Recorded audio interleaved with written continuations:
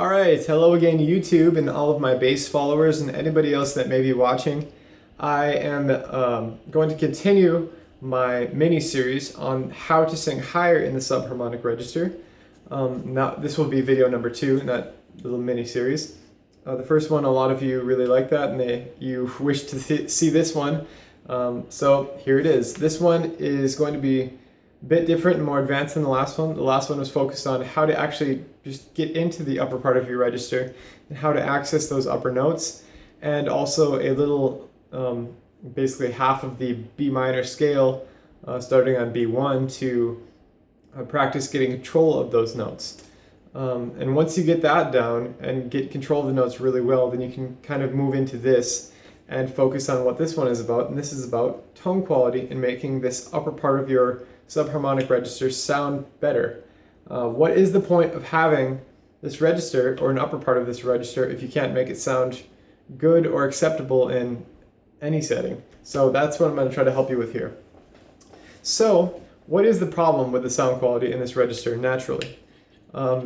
Naturally, the muscles in your throat are pretty tight and you're using quite a bit of tension to reach these upper notes and just gain control over them.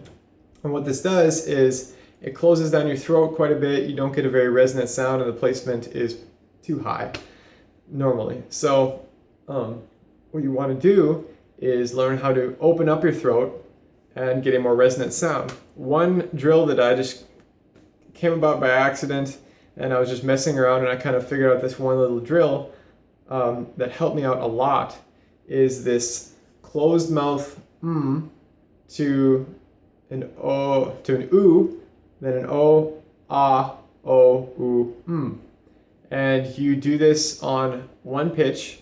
I'm going to use a B1.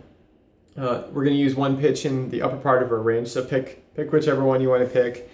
Definitely just make it in the upper part of your range for the subharmonic register. And you hold this pitch and you start on the closed mouth and you open your mouth as wide as you can to the ah vowel and close it again to the It sounds pretty simple, but for the people that I've helped in the past with this and myself, this is actually quite difficult when you're first starting out with it. As soon as you get to either the oo or the o, the second vowel in this, your voice is probably going to crack and you'll lose control of it and it'll just pop out and you'll lose the note, which is the frustrating part about this register when you're practicing. But that's what happens quite a bit when you're first starting out. And the trick is getting all the way to the ah and closing your mouth again. One more thing before I show you this, the closed mouth or hum, if you prefer, is a choral version of it with a very open inside of your mouth. You want it as open as possible. This creates great resonance. It's just good technique, and it'll also help for getting good sound quality in the upper part of your register as well. For some reason, the is pretty easy to do on the higher notes, relatively compared to the open vowel sounds. I'm not sure why it buzzes a lot in the mask and in the throat, and I don't know if that helps, but it just seems like it's a lot easier for me, or for myself and others that have taught this. So let me demonstrate this for you now. This is the to ah, back to whatever you want to call this drill. That's kind of a ridiculously long name, but all right.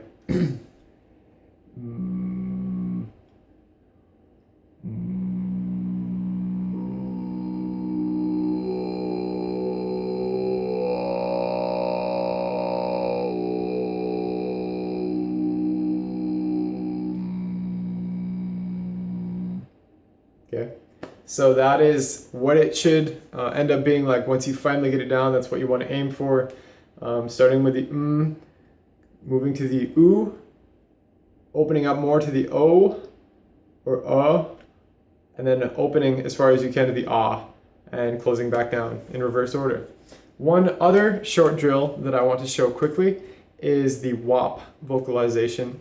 This is basically a more advanced and quick version of the last one I just showed you. The last one is something that you want to use to focus on staying in tune at the same time as keeping control on a singular pitch. You can use this for as many pitches as you want and it'll benefit all of them, I guarantee it. and it focuses on helping you gain resonance by being able to open your throat as far as possible and open your mouth as far as possible for the upper range notes and get good resonance out of that.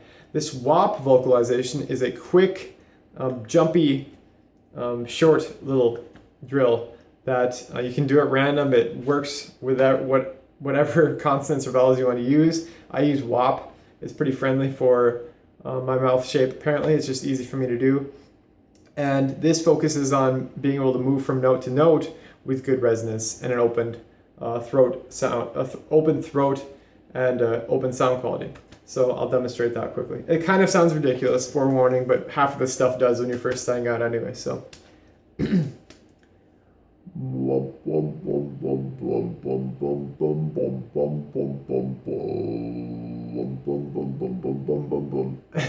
You just keep going with it, and wherever it takes you is where you can go, and try to go as high as you can with it and try to move down with it as well.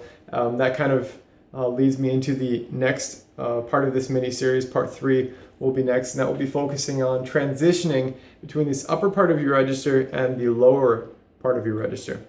So that's pretty much all I have for you now. 2 techniques. One's a bit more focus oriented, trying to stay in tune, trying to stay in control. The closed mouth opening to the ah and closing again. The second one is a bit more fun and sporadic. The vocalization on WAP. Start with a closed mouth consonant like a W and just open your mouth and close it again quickly. You'll get some cool overtones. It'll sound funky and it'll scare your parents or wherever else you're singing it around. And yeah, just keep practicing it and experiment with your voice and just do all this stuff until you find out what works and what's comfortable for you. So until next time, guys, take care.